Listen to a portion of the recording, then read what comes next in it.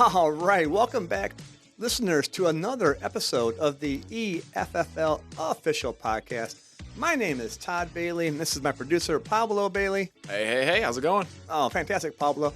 Man, I tell you, the NFL injuries are piling up out there. Oh my God, that's making it not fantastic. It's strange. We'll get to a little bit more of that in a little bit. But first of all, I always want to thank our sponsors. They are 123go.io and Tabby Entertainment.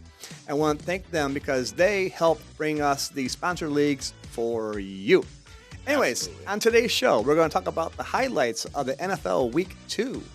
Some big gainers on the Extreme Exchange. Mm-hmm. How did the AI do?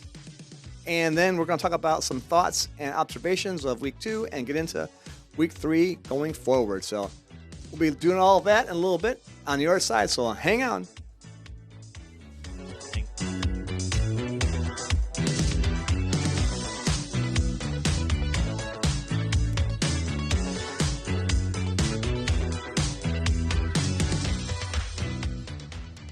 All right. Well, the EFFL is rolling, Paul. We got 2 weeks in the books. It is, yeah, it is going along. My private league is going well.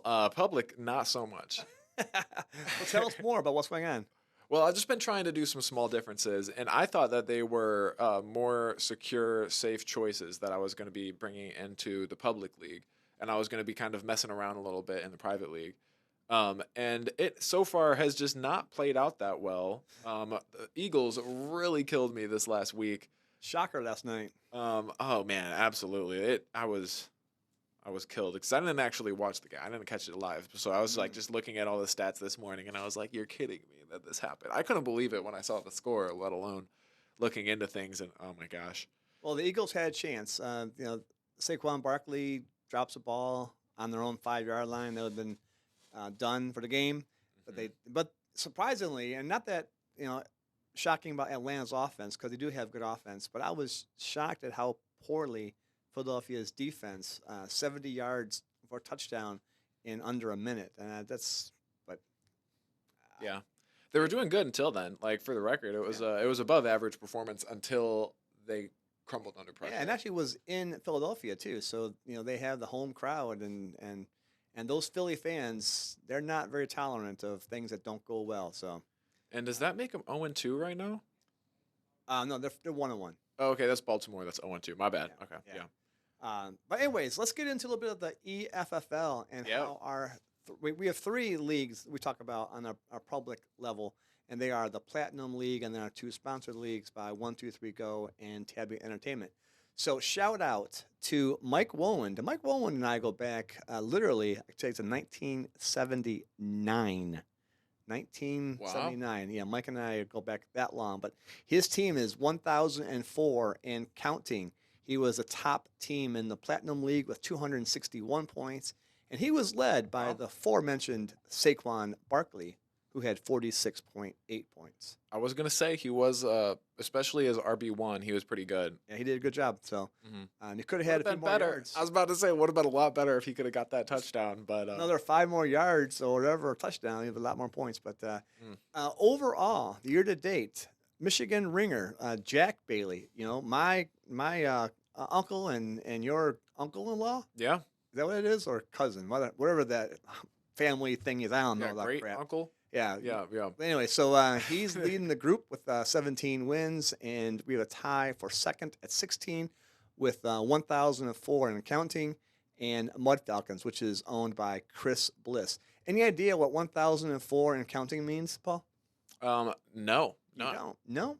1,000. Actually, it's 1,006, if I could update it. Are you talking about yards? No. Okay. I was about to say, no way. That would be amazing. No. Okay. If anybody knows, give me a quick comment before I give you the answers in 5, 4, 3, 2, 1.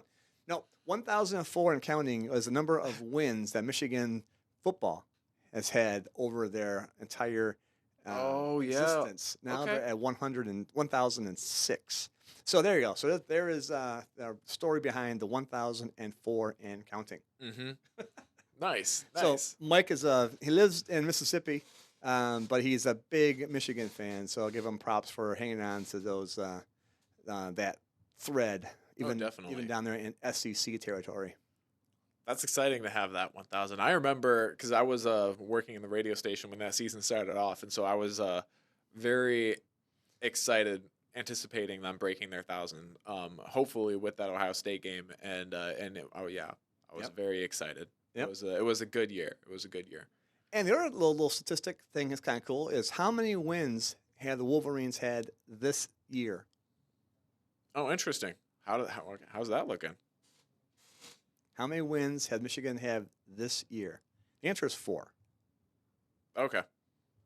Yeah.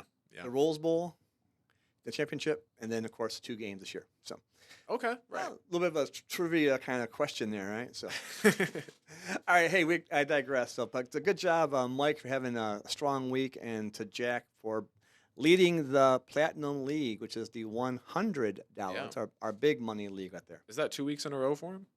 No, but he's done well. He won last week, and now he's leading the pack with 17 wins right now. Okay, yeah. Moving on to the 123go.io league.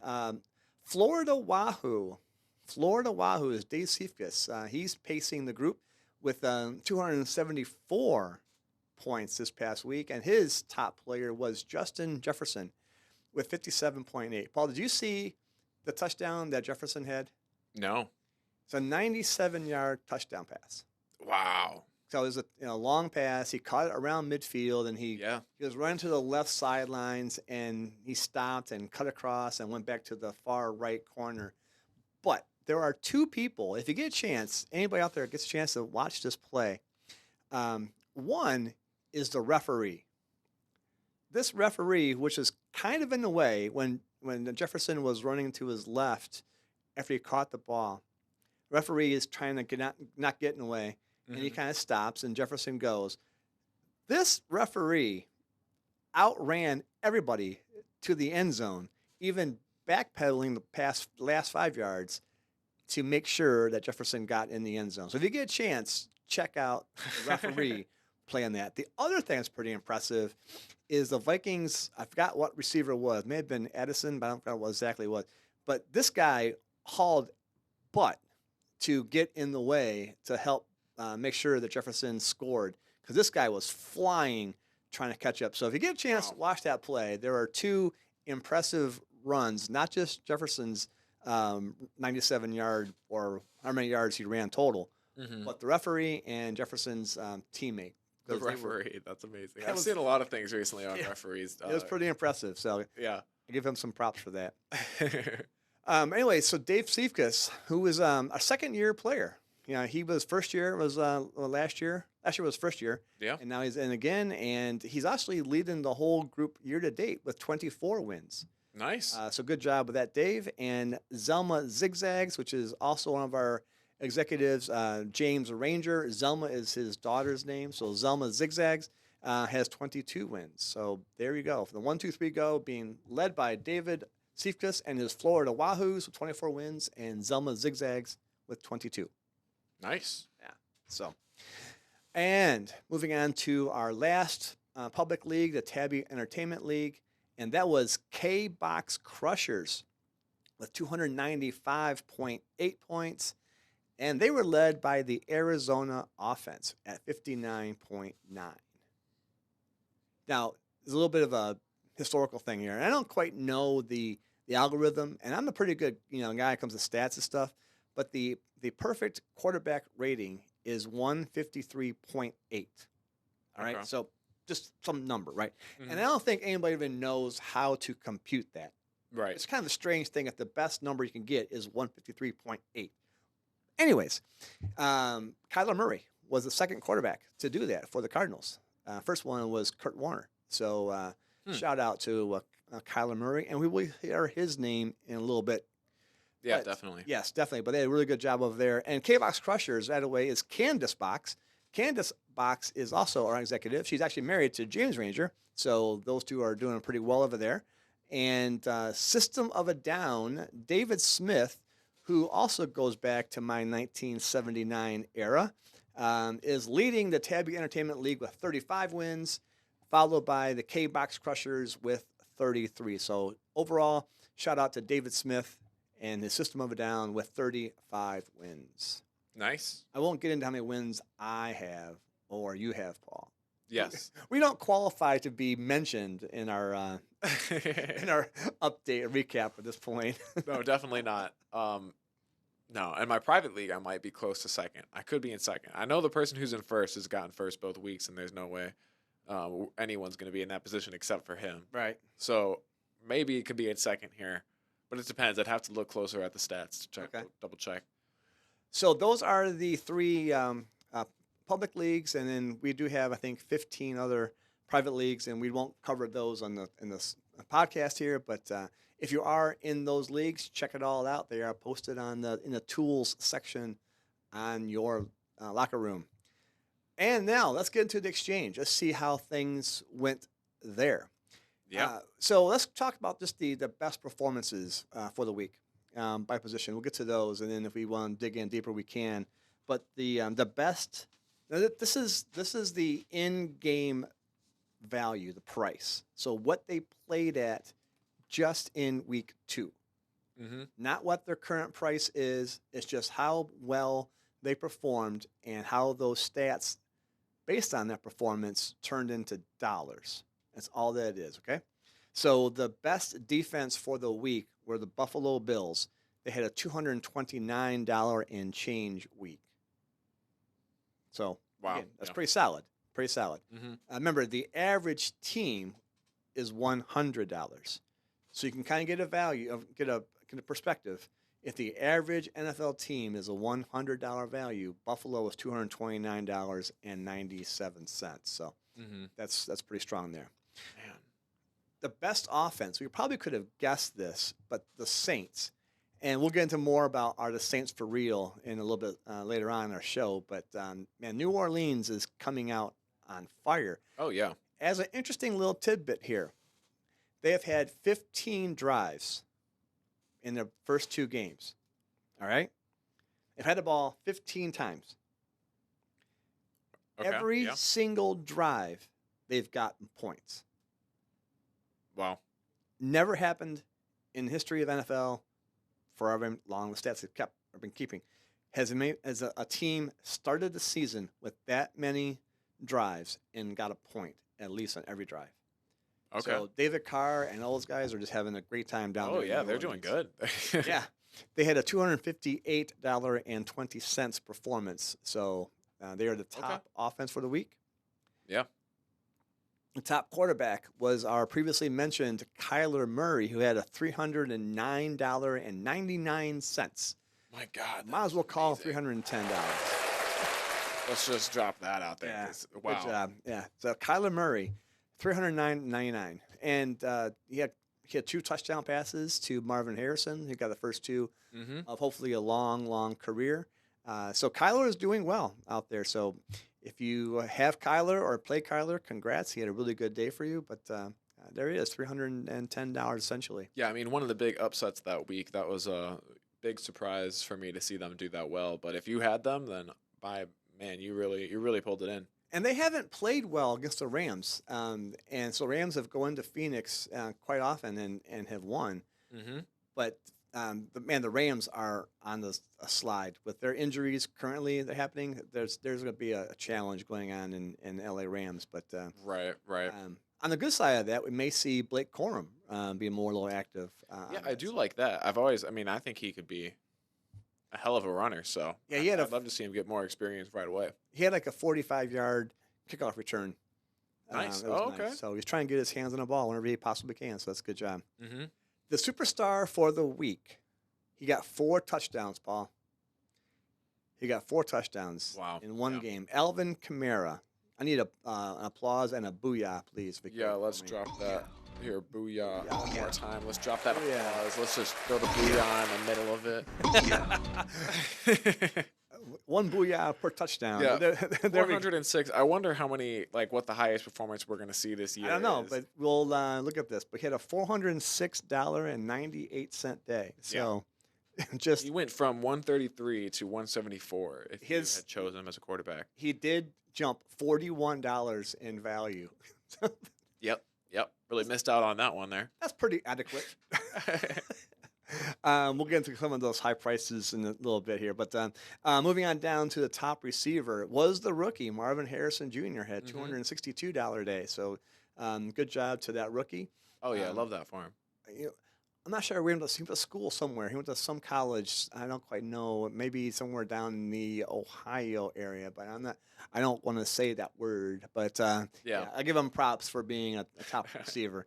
And as a guy, apparently he's kind of humble too. So I look forward to seeing more of that. And That's cool. lastly, the top tight end for the week was George Kittle at $270.02. Interesting. Yeah. Okay. So those are the top performers by position. Wow. Yeah. Um, I want to talk a little bit about some of the top 10 overall people, and I'm not going to, our teams and players, but I'm not going to go through all of these. Mm-hmm. But we harped on this guy, Paul, I can almost say literally every week for the past 26 episodes. This is our 27th podcast. Right. And we've mentioned this guy's name, I think, pretty much the past 26. We give him a hard time because he was at $20. Aaron Rodgers, Mhm. I'm giving you props. He only gained 96 cents the first week, but he's now gaining $25 after week 2. His price is now $46.44. Yeah. And with the $100 being average, being like the range of $100 performance being an average, he performed at the 190. So he is pretty far above average right there in that last week. And so we can hopefully see him continuing to go on a similar path. And he would continue to be a good spot in your team for another few weeks if you've got him. If you don't have him, it's still a good time to pick him up for sure. Yeah, definitely. I do think that that he's at $46. He's worth picking up. Mm-hmm. I do want to say another thing about a player, and let me give you some stats before I tell you who it is. All right, there's a little quiz here for you, Paul. Okay, sure, yeah. All right, quarterback. Okay. Starting quarterback. All right, so he's one of the top 32 people. Mm-hmm. He is a previous Super Bowl champion. Okay. He is the most recent Super Bowl champion. Right, okay. He had a $109 value at the beginning of the season. Right. Patrick Mahomes. Oh yeah, I would have said the name if you would. I thought you were teeing sorry. me up for a question, and Oh, you just answered sorry. it for me. No, you're good. You're good. Sorry. Okay, Paul. Who is it? Name that player. No, I'm gonna guess Patrick Mahomes. Wow. There you go. Look at that. Here, 1 minute. Let me. I tell you, this is award-winning performance here by us. I tell you, this is great. So, I thought, and other people also thought, that Mahomes was undervalued at $109. Mm-hmm. But remember, it's the top 32. So average is $100. So he was just a little bit better than average based on what his price was at. But he's been an MVP, all kinds of great stuff going on. Well, his price is now $87.76. Wow. $87.76 for Patrick Mahomes. Man, that is crazy. So guess what I did? Picked him up. I bought him. I was about to say, because at that point, at that price line, I'm thinking Patrick Mahomes, because he just seems like he's gonna go back up. I would imagine by the end of the season, I could see him easily at the 125 He range. needs to be. He has to be, right? I mean, with that. I wonder how many people are thinking the same thing. But he's thrown interceptions. He hasn't had huge yards gained. Mm-hmm. His defense has done well for him, but he just hasn't had the stats. But I was shocked, so I did decide to buy him. On the other side, I did sell Bryce Young for $10. So I lost $10 on him because I have zero faith. Plus, before I knew this, I did sell him. He has been benched now for Andy Dalton. Yeah. So you know what's interesting? I did that week 1. I bought him week 1 because he was $20. He lost $10 on it. Yep. And then right away I had seen some news article that had come out saying that he was that the Panthers had all but given up hope or something along those lines. on him, and I was like, oh, all right, time to sell him because he's not going to see the field, and if he's not seeing the field, I'm not getting my money back. So let's try to find it somewhere else. Exactly. And then also on the same thing, I've sold Carolina Panthers offense. I thought they'd have to go up because they're also $20, but no, it's I sold those two. So I sold up $20. I got there and I put the money in elsewhere, and I bought myself Patrick Mahomes. Yeah, I think that that's a good pick. I think that that's a solid one for the next couple of weeks. Yeah. Man, it's really interesting though. Playing the people who you think are going to be the biggest gains is really a great move. Like, I did not expect Arizona to do so well this week, and I don't think anyone really did. But if you did, then you could have brought in like $20 per player that you would have been playing, for like the starting lineup. Yeah, so going through the top 10 people who are on the Arizona team or Arizona as a team, we have Arizona's offense. They were up $31 and change. Their tight end, Trey McBride, $26. Now, I question this. I'm like, I don't remember him doing anything that good. Do you know where he got his money this past week? No. He recovered a fumble by the running back on his team that rolled into the end zone. Oh my God! So that counted as a touchdown? He picked up the ball, and because that counts as a touchdown, he gets the money. Nice. So the tight end got money there. Kyler Murray, again, he got $27 and change.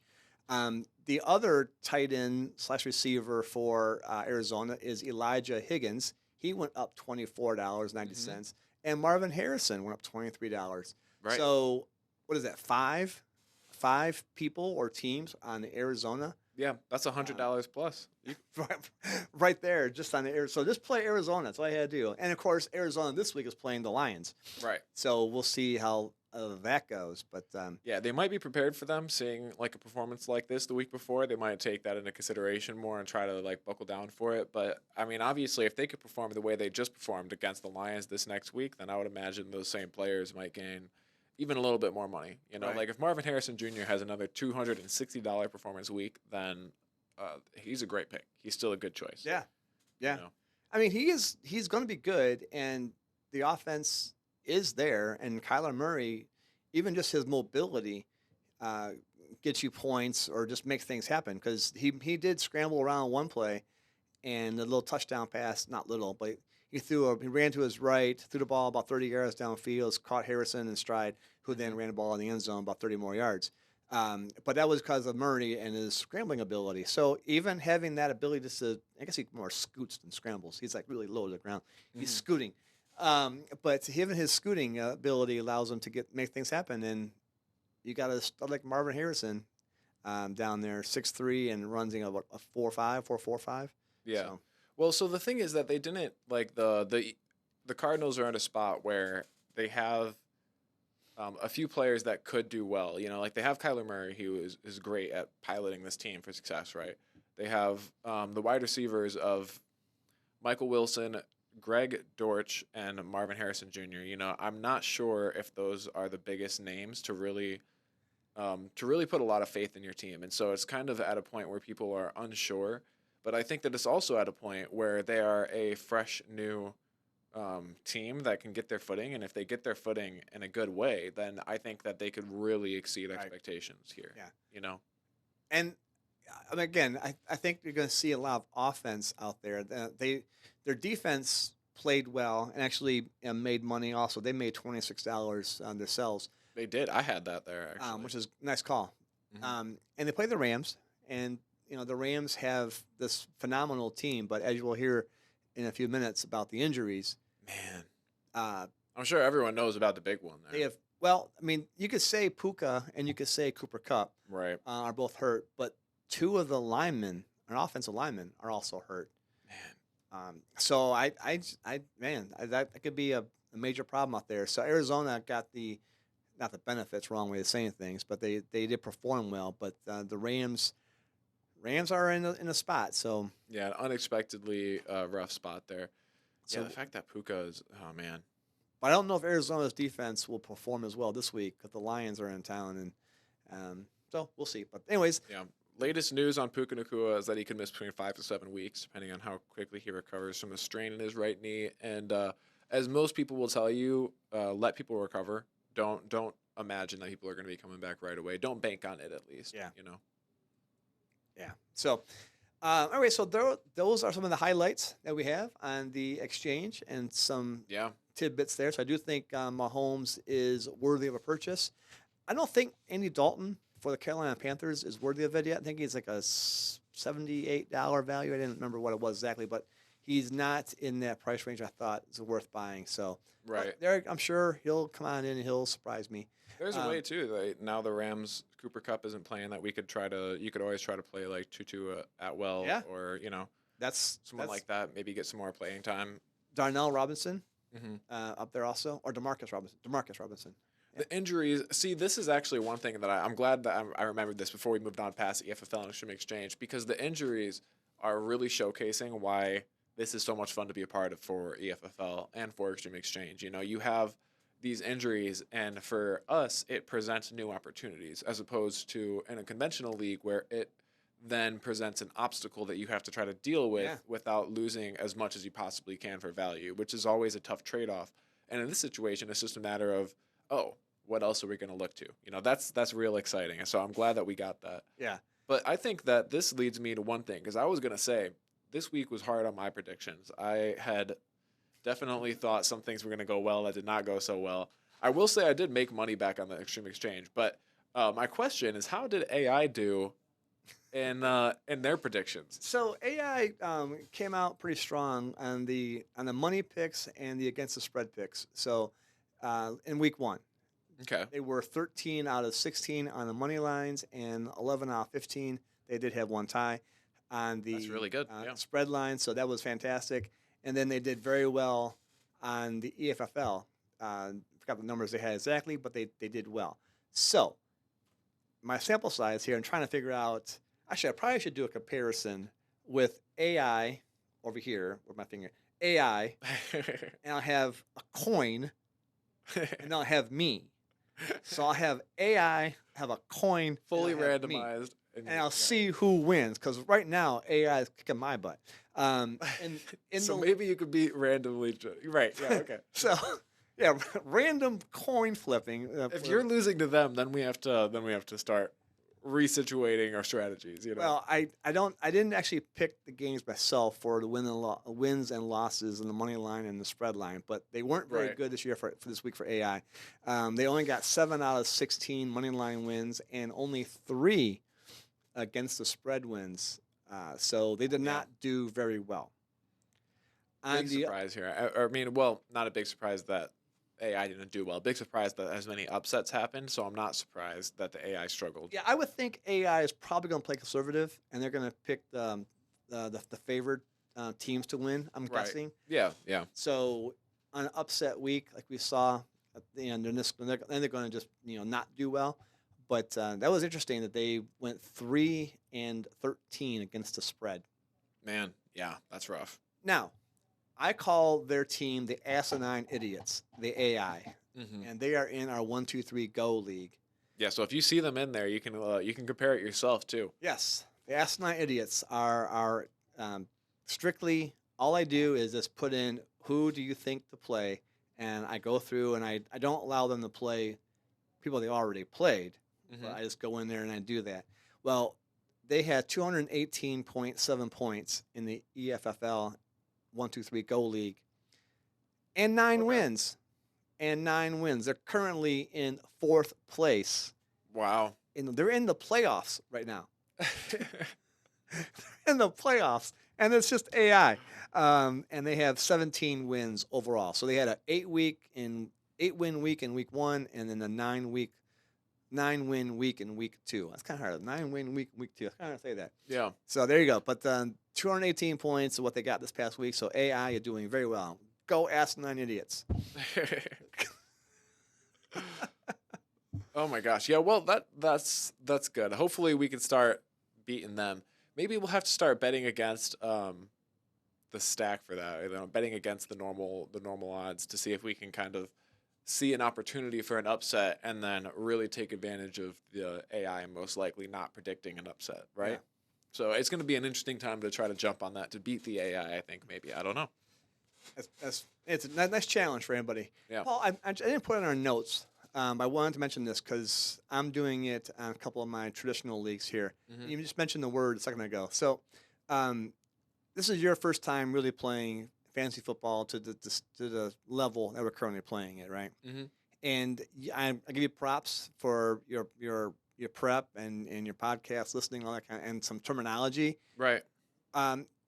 Is stacking a quarterback and a receiver, or stacking a quarterback and a tight end, is that something that you think would be a good idea? And I don't have the answers here. This is your opinion. Stacking on the EFFL as opposed to a traditional league. Do you see a difference in there? So I will say, I think that stacking is a little bit less impactful or less important for your team in the way that it would be for a conventional league, right? So for a conventional league, because you have all 16 weeks with this team, unless you trade these players out, or all 18 weeks, then it puts you in a spot where you have to. It puts you in a spot where the people that you have really become a unit for your team. You have to get a lot of mileage out of them. Mm-hmm. And so stacking them up says if the team does well, then I'm going to be guaranteeing essentially, or not guaranteeing, but a lot more likely that both players will do well together. And so this would improve your performance not for just 1 week, but for all 16 potential weeks or all 18 potential weeks that they're going to play after they start getting in the groove. Right. And so I think that conventional leagues improve on the stack, or really the stack is a lot more impactful on it, where in these leagues you can just get in for it, just play the character or play the players and get the points and then go. And so unless you really think that a team is going to dominate, and I think that even more so, you should look at what areas of the field you think are going to dominate and pick those players specifically, because if you just play players on teams, trust me, I've tried this the last couple of weeks, if you just play players on teams that you think are going to do well, you have no idea if they're actually going to be getting the field time that's going to result in the points that you want. That even the points that team could be having, even if they don't have a week like the Eagles had, and just screw over their first line or your first lineup. Even if that doesn't happen, you could be in a position where the team wins, but they just don't play your guy that often, like Rico Dowdle and the Cowboys.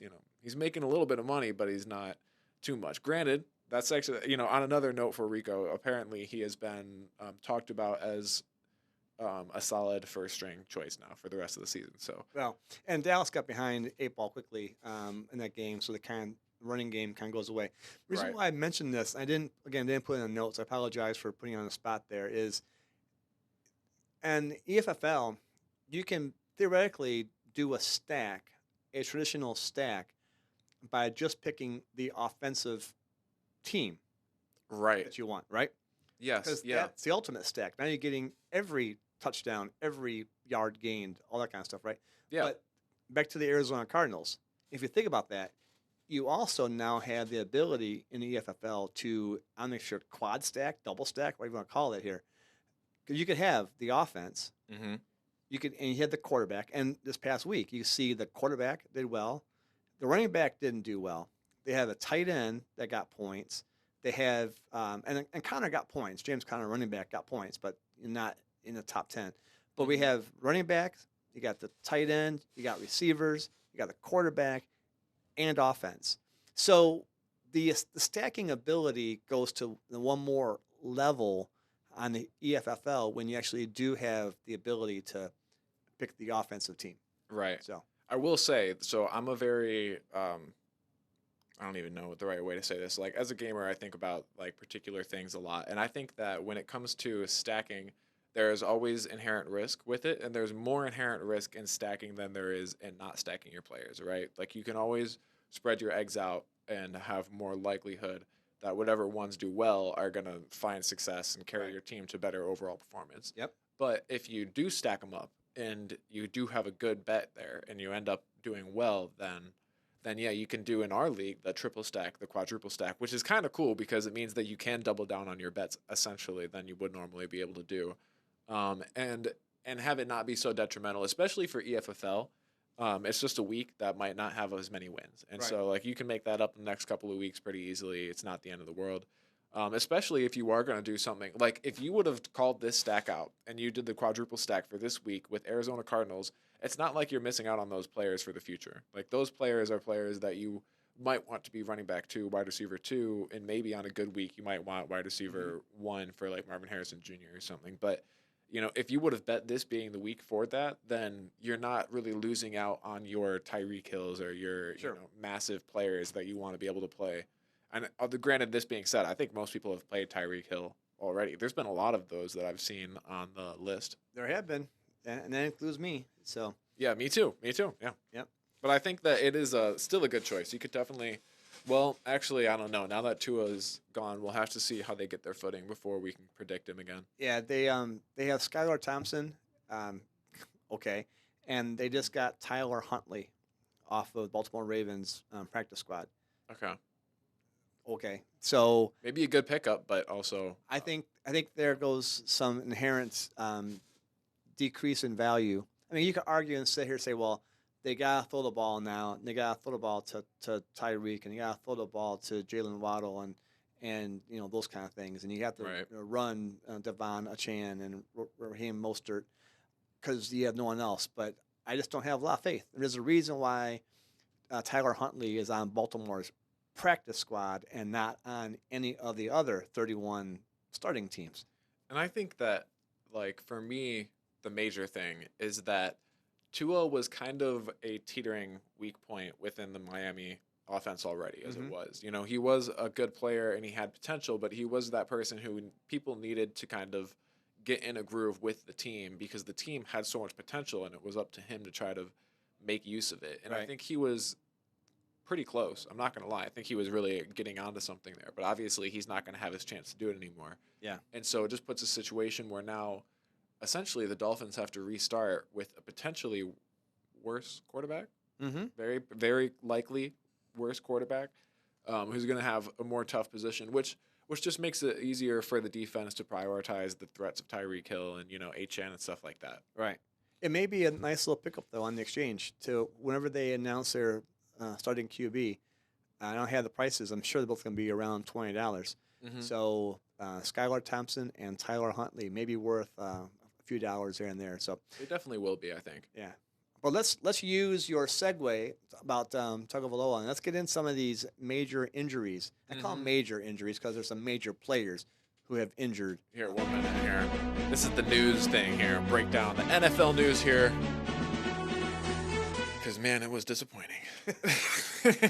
Well, and you mentioned earlier, which is the exact reason why, it's probably the second reason why I created the Extreme FFL is because of injuries. Mhm. First one being draft day concerns, but second one is definitely injuries. Right. So if I would have told you, and I wish I had some stats of how many people are actually out there that have been affected by this or whatever, but McCaffrey, Christian McCaffrey, and I forgot. Debo Samuel is out now also. Oh, my gosh.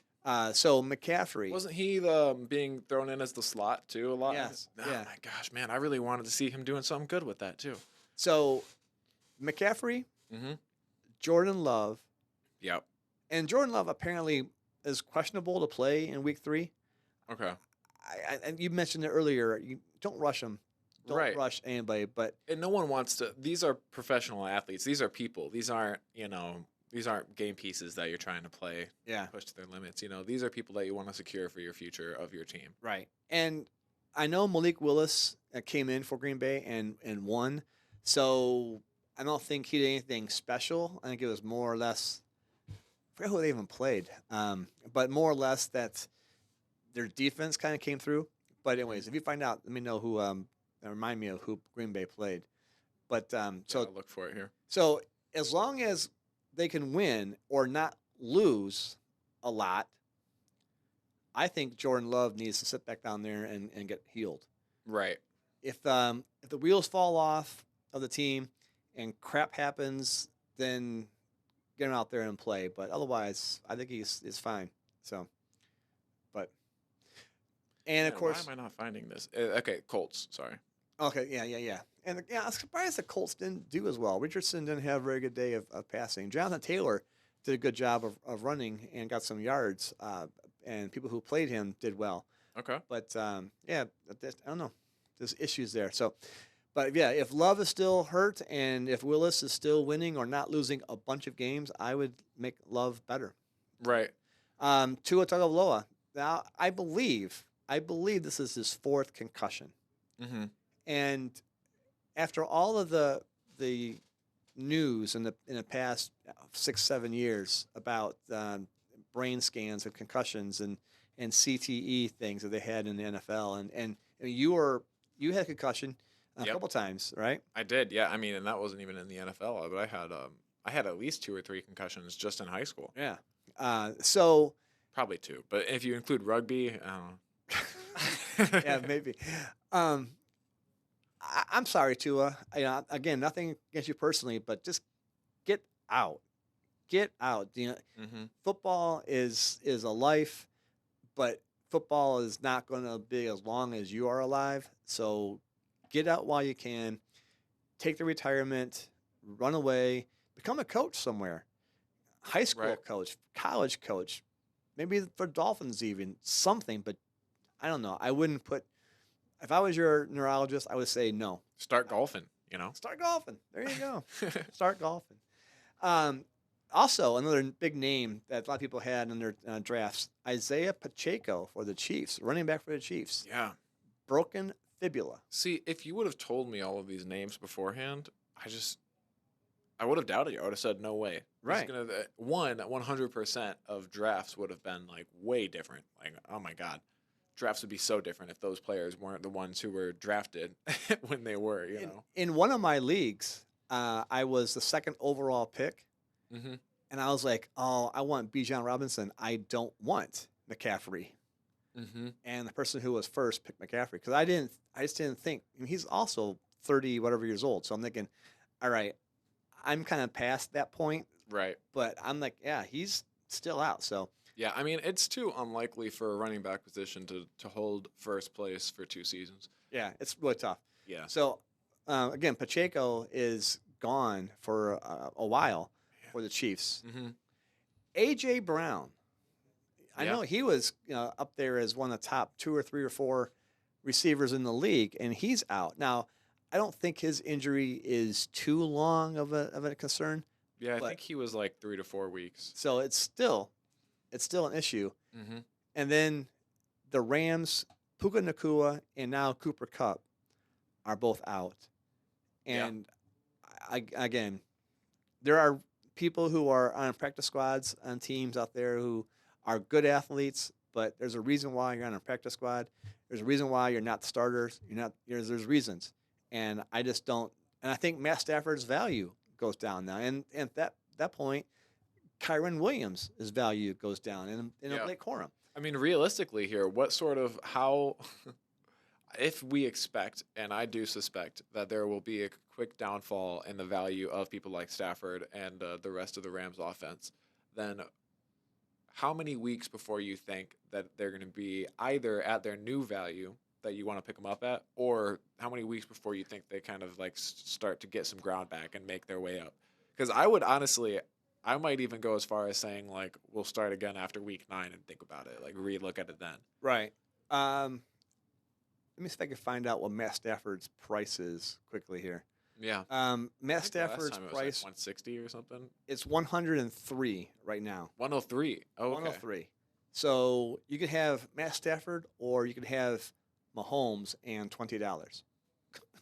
Shoot, yeah, that's especially with their offenses, $16. Right? Mahomes is 87. Yeah, with their current offenses, like, definitely going to be leaning towards that Mahomes and $20. Sure. Just so while we're on it, while I'm here, Skylar Thompson, the new possible quarterback for the Miami Dolphins, $23.77. Okay. And Tyler Huntley is not even priced, which means he's $20. Which I got to make a note of that. Yeah. He was practice squad, so probably not expected to be on the field. So we'll definitely get something for him, especially if he ends up being the starter. But I would suspect that he's going to be the backup just in case Skyler doesn't do well. I would think so too. So, Anyways, anyways, $23 for a first string could be real good. We've talked about it for Aaron Rodgers, but obviously he's no Rodgers. So well, he's got a pretty good offense. If right, he does. when you again, if Hill can get past his legal issues, I probably shouldn't have realized. I probably shouldn't have picked him because I did, and I picked him as my WR1 too, which is really bad. But I figured he's going to be doing well. Mm-hmm. But if I really thought about it, he had the legal issues. He got arrested briefly before week 1. Got pulled over. Yeah, and I talked about it. I said it last week actually. I was like his ego is going to be the downfall of him more so than his performance because man, he knows how good he is. Yeah. And I think like it's undoubtable or it's undeniable at this point, but like unfortunately, he has a very big ego about it. I was thinking about another way to phrase it, but no, he's just got a big ego about it, and we'll see if it ends up coming back to bite him in the butt because I don't think currently he's like I don't know. I don't think currently his value is going to be at the spot that it's at. Well, he has dropped down a little bit. He was pretty high before. And He was 178 or something. something like that, and now he's Tyreek. Where's he at? I mean, yeah, I wouldn't be surprised if he was down to know, like the 150. A B C D E T Y. I'm looking at the TRs. 160. 162. Yeah. Once I get past that alphabet thing, right? That challenging thing I had to learn yet. Right. So TY is after TR. Anyway, so Tyreek Hill is a 162. So again, maybe whatever his goal is, price range. But Yeah, I mean, I would take him at like 130 range right now. he might get down there. But that's the thing is that I see that being the case for it. Like Yeah. I think we'll have to wait until it goes down a little bit before that's the pick I want to pick. Well, there you go. Okay, quick little thing actually to talk about. Rashee Rice. I picked him up at $90 week 1. He is now at $103 on his current value, and it looks like he's becoming more and more of a point for the Kansas City Chiefs. Mm-hmm. So that's exciting. But I'm at this interesting point where it's like, do I sell or do I hold him right now? And I think that he would be a solid hold, but I haven't looked at the week-to-week matchups here for them. So I'm not sure if we're going to be going into a tough schedule for him or what. And Well, they've had 2 games at home, so they're on the road for sure this week. And again, I don't have the schedule in front of me here, but not Dallas. Who they playing? Anyway, but they're on the road. I think it's still the man to hang on to there. 103, you said? yeah. Yeah, I think he's still with $103. Again, that's his average, and I'm thinking he's better than average. And we're going to see Mahomes. Mahomes has got to get past that $87 value. So if he's going to get higher, I assume that it's going to be more Rice. Xavier Worthy might be it. Kelsey, I haven't seen him do much of anything this year, so that's not the issue. In fact, I think Noah Gray, the second string tight end, is doing better than Kelsey is. So I would hang on to Rice for one more week. Yeah, that's definitely So that's fair. I could totally do that. They're going to be going up against Atlanta this week. in Atlanta, right? Yeah. Okay. We'll see. I mean, obviously the way they played last week, if they could do that again, then we'll see. They could be a contender for, a playoff contender team if they could keep playing like that. But we'll And they see. they lost. I mean, they won by a toenail against Baltimore. So literally, one of the last plays of the game, the guy's toenail was sticking over the white line. So they won because of that. They won. They had Joe Burrow had a fumble, return for a touchdown, which takes away points from Mahomes and his production. But I'm watching that game. If we're at dinner, I'm watching the game, and it was 4th and 16, and Mahomes has the ball, 4th down and 16, and I said, people who were with me know I said it. I said this is going to be either a holding call or a pass interference for a first down for the Chiefs. Sure enough, the pass on the field. Now I do think the defender jumped, if you straight up, Mhm. jump straight up, it's okay. But he did jump a little bit of an angle, and he did hit the back of the receiver prior to the ball getting there. But they're both going for the ball. Right. But the thing that bothered me the most is the delay in how quickly the referee threw the flag. It was almost as if, and I'm not going to see a conspiracy here, right? But it was almost if they waited to see what happened in the play. They waited to see, oh, wait, who is it? Oh, it's the Chiefs. Okay, I'm going to throw a flag. Yeah. Because I've seen a whole lot worse pass interference calls not called. Right. Something. And they're both going for the ball. Yeah. It's the timing of these flags is actually, I've noticed this a handful of times now, more recently in the last year and this year. And it's just situations where flags get thrown after the ball has been either caught or dropped down the field. And the flags are thrown on the offensive line for things like holding or mainly just holding is what they're calling them for. Yeah. And so it to me, and anyone who plays the line is going to tell you that holding exists on every single play of every game. Like the line is not full of full of fully honorable men who are not going to hold to see if they can hold. Like they will. Were you ever held when you were on the linebacker blitz? Oh my God, yeah. Oh yeah, all the time.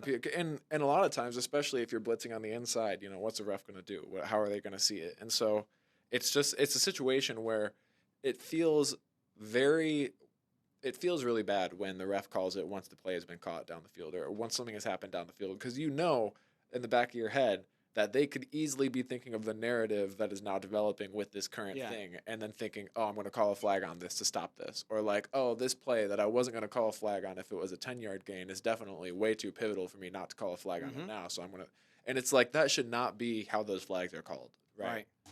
When I can argue that the Chiefs are an 0-2 team. Mm-hmm. If it wasn't for a toenail from Isaiah Likely, the tight end for the Baltimore Ravens, and if it wasn't for again, I agree. The contact was there before the ball got there, so I'm giving him that. But when you got both people going for the ball, they were both looking at the ball and jumping. Mm-hmm.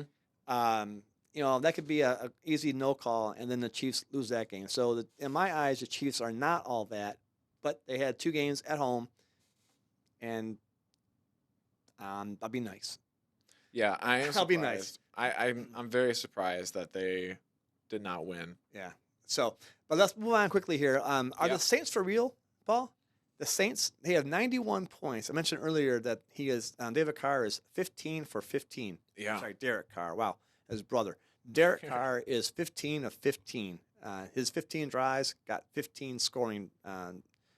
Right. Whatever. So, 91 points 2 weeks. That's pretty awesome. Can't beat that. So, are they for real? I mean, it's seeming like it more and more. I mean, I don't think anyone expected Alvin Kamara and Derek Carr to do the things that they were doing already at this point.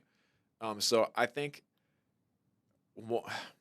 this season is starting to shape up. And so don't stick too much to the predictions of the preseason stuff. Like these teams are starting to flesh out their win-losses and something that I was going to talk about for the Lions, which Dad looked up earlier today, was that what was the percentage? I think you said 11%? 12%. So a team that goes 0-2 after the first 2 weeks has a 12% chance to be in the playoffs. Mm-hmm. And so at that situation, you have certain teams that might be able to beat that cut. Like you see the Chiefs, and you could say, yeah, they might be able to beat that cut. The Baltimore Ravens, yeah, they might be able to beat that cut. But especially once injuries start to get involved, you have to think like maybe the projections are off and we have to resituate based on what we're looking at now. And what we're looking at now is a very successful Saints offense that, like you said, 15 drives. At this point, it's hard not to bet on them just because it's like a hot table. It's like walking away from a hot table. It's just something that you won't do. Sure. Yeah. You haven't needed a punter in 2 games. Your punter is just sitting there collecting a check by sitting on the bench. Oh, he's loving it. I'm sure. Yeah. So, speaking of those 0-2 teams, there are 3 teams that I think I'm pretty sure that most people had estimated to be in the playoffs, and that's Baltimore, Cincinnati, and those LA Rams. Okay, you mentioned 12% chance of getting in the playoffs. Mm-hmm. Do you think any of those 3? I, for one, do not think any one of those three teams make the playoffs. Yeah, I mean, let me double check the Ravens offense to see what sort of injuries we're messing with here. So, oh, they're actually doing all right. I could see it. I could see it doing well, and I know I do like Zay Flowers, like starting to become more of a pivotal part of their offense. yeah. So we'll see. But no, you're right. At this current point, it would have to come down to them winning a couple real tough matchups. If they can win tough weeks ahead, then maybe they could get my faith again in them. But yeah, you're right. At this point, I don't think any of those three teams are going to be that 12%er. Yeah. Neither do I. So my point there. All right. Hey, I heard you have a new soundbite for our game of the week. Oh yes, sir, I do.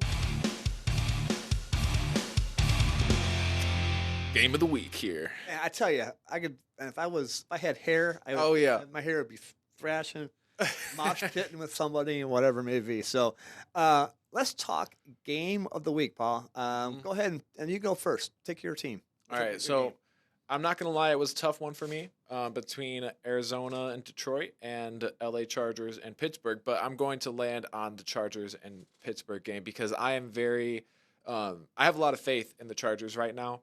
I think that they're doing good, and I want to see them do better, and I like the direction that they're going in. So I personally have my money on the Chargers here, and I think it's going to be an exciting game regardless. It's going to be a tough matchup, and I think is Jaden Daniels on the Steelers too?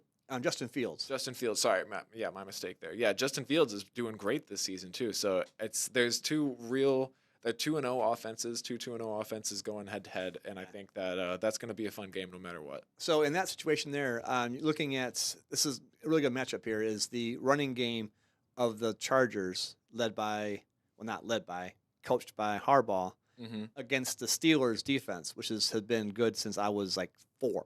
Yeah. So the Steelers defense against the Chargers offense, and they want to run the ball, so we'll see how that goes. If they can get their run established, I think there's going to be a problem for Pittsburgh because as well as Fields has been playing, I just don't know if there's enough offense to do that, and I think break through. I think the Chargers can maintain that clock possession and come out with a win. So that'd be really nice. So my game is Baltimore at Dallas. This is interesting because Dallas gets clobbered by New Orleans at home. Yeah. And Baltimore, this is kind of a tough sentence to say here. Baltimore loses a second loss. Oh, okay. Work that out. Baltimore loses a second loss. Yeah. Literally in overtime. So tough there. So tough. So anyways, my question is, who rebounds? I'm going to pick Dallas. I think if Dallas lays an egg twice in a row at home, after just paying almost $100 million per game, per year, just to Prescott and Lamb,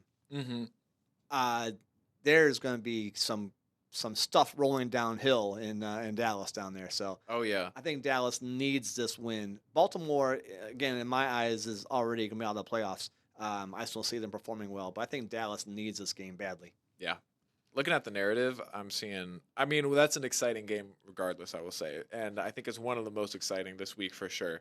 So thinking of Baltimore and Dallas, seeing which one is going to kind of stop their own decline here is it's going to be interesting. And I think both of these teams are underperforming for their expected performance. So it's really a matter of, are we going to see one of these teams either just kind of scrape through a victory? Is it going to be a tough game where it's well fought and we see both players or both teams like really, performing with the offenses that we thought we'd be seeing? Or is it just going to be a situation, and defenses, of course, or is it just going to be the situation where we see one person completely blow out the other and we kind of see a clear decline in one of these expected playoff competitors, Well, if Baltimore goes 0-3, then they're going to be in trouble too. So, Oh, definitely. And I don't want to see them go 0-3. I'm not going to lie. I think that I had a lot more faith in them this season to do better. And I think that they have the team that's at this point still healthy, which not a lot of other teams can stay.